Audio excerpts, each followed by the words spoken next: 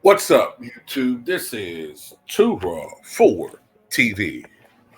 All right, so look, yeah, man, where's the smoke for these two? Especially Rick Carlisle. Where's the smoke? I mean, I'm seeing it all over social media for the Bucks. I see it. A lot of it's deserved, absolutely. It's overkill as usual. You know, motherfuckers love to go in on Doc Rivers. I mean, but we already know what that's about. We know what that's about. All these dudes are saying, "Oh man, they shouldn't have fired Adrian Griffin." Y'all was the main ones crying for Adrian Griffin to get fired. Even though myself, Serious Sports TV, I think Ticket 2, if I remember correctly, we were all talking about why fire got us 30 and 13. Yeah, it didn't always look good on the defensive end, but they were number 1, number 2 in the NBA in scoring. They were scoring at least. You fired him. Led the call. Stephen A. Smith led the charge too. And now look at the Bucks. Can't keep firing coaches. So yeah, a lot of it's justified. But the Pacers are 6 and 7. Tyrese Halliburton has been very inconsistent. He's playing better as of late. They almost lost to a Miami Heat team. Didn't even have Jimmy Butler.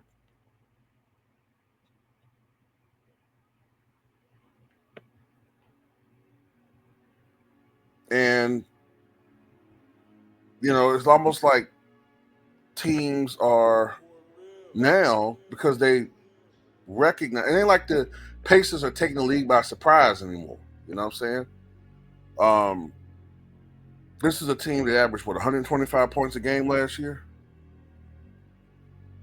So they've gone from something like number 1 in the NBA in scoring to something like, I think 14th, 15th, 16th. A lot of people question Rick Carlisle's rotations. You know, the excuse for Rick Carlisle losing before, when he was with the Dallas Mavericks, that, oh, well, Dirk Nowitzki getting old, the team's not as good, blah, blah, blah, whatever. Okay. Well, what's the excuse now? Because I'll argue this.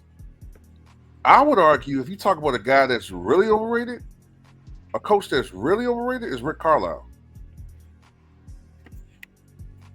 Because you talk about a guy living off a championship, it's Rick Carlisle. It's been nothing but failure. And everybody always talk about the Bucks only won that championship because of the injuries to the Nets and Katie's foot won't back. People forget that the Pacers only beat the Bucks because of injuries. I mean, what was it? Giannis was out. I'm trying to remember. I know Giannis was out. And then it was injuries with the Knicks. Remember, I was criticizing Tom Thibodeau because I said this happens every year with Tom Thibodeau teams. They fucking break down because you play all these heavy minutes and these tight rotations. So, really, honestly, I think if the Bucks were healthy, they wouldn't have got past the Bucks. That would have been another first-round exit, which he specializes in, Rick Carlisle. Going back 13 years since that championship, the last 13 seasons, not including this year, of course, he missed the playoffs 1, 2, 3, 4, 5, 6 times. 6 times in 13 years, he missed the playoffs. 12 times in 13 years, he advanced no further than the first round of playoffs. Not to mention the fact Doc Rivers has way more victories than him and a much higher win percentage than Rick Carlisle. But Rick Carlisle just gets no smoke whatsoever. None.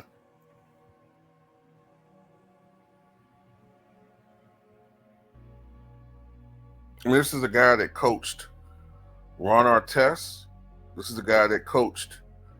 Uh, uh, he coached the Pistons in the early 2000s. They got rid of him, replaced him with Larry Brown. The Pistons immediately won a championship. Let me say it again. He was coaching the Detroit Pistons. He was coaching Rip Hamilton. He was coaching all those guys, right? Chauncey Billups, Ben Wallace. He was coaching that team. They get rid of his ass. The Pistons hire Larry Brown, immediately win a championship, go to back-to-back finals MVPs. Then he coaches the Pacers. He coaches Reggie Miller. He coaches Ron Artest. He coaches Steven Jackson. He coaches Jermaine O'Neal. They don't get it done. Then he goes to Dallas. They win a championship. Absolutely. That was Dirk Nowitzki putting that team on his back. You know what I'm saying? Great veteran play. Jason Kidd. Who else is on that team? Jason Kidd, Jason Terry, Pedro Sijakovic. A lot of different other players. I think Sean Marion was on that team. Great veteran team, right? But after that, next season, very next season, defending champions lost in the first round and then missed the playoffs. Lost the first round 3 years in a row. Missed the playoffs 3 years in a row. Lost the first round 2 years in a row. Missed the playoffs 2 years in a row. And lost in the conference finals. And they benefited from injuries. Guy's overrated as hell, man. I don't understand why he never gets called out for it. He never gets called out for it. He hasn't won anything in almost 15 years. There's a lot of these guys lurking around the NBA. They ain't doing nothing.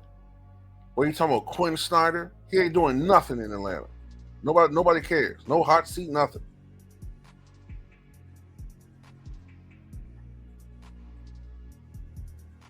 What's Tyronn Lue doing with the Clippers? Nothing. Stole that job from Doc Rivers. Might as well have Doc Rivers there. He's doing nothing. It's just interesting how only certain guys get called up, because everybody knows that the NBA hates that Giannis is in Milwaukee. They see this generational talent, and they think he's being wasted in Milwaukee. They want him somewhere else. And even if that involves rigging games to frustrate him and to get him to rage quit the Bucks.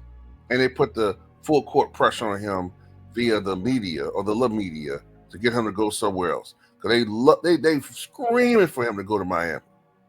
It's all a game, man. The NBA is so fucking inauthentic now, man.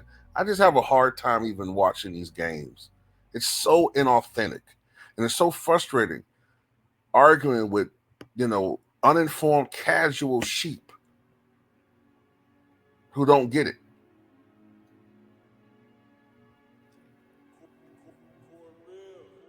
Tyrese Halliburton. Now he's playing better as of late, but the media never calls him out. I don't really see it, But the NBA is a joke, man. I say this to people all the time. Have you ever noticed when everybody always justifies load management? You ever notice that the role players play more games than the stars now? See, the role players are not in a position where they could slack off or get preferential treatment. These guys that are barely hanging on to the league, they play at every goddamn game. You never noticed that? Unless they are really seriously injured, the role players play in almost every game, unless they're hurt. It's these sorry-ass entitled stars who are missing all these games. And they get mad if we don't include them on all NBA teams, or they're not selected to the All-Star game, or they're not considered first ballot Hall of Famers, by proclamation, or future by proclamation via the media or fans. Then they get mad. But anyway, That's all I got to say about it. Y'all tell me what you guys think.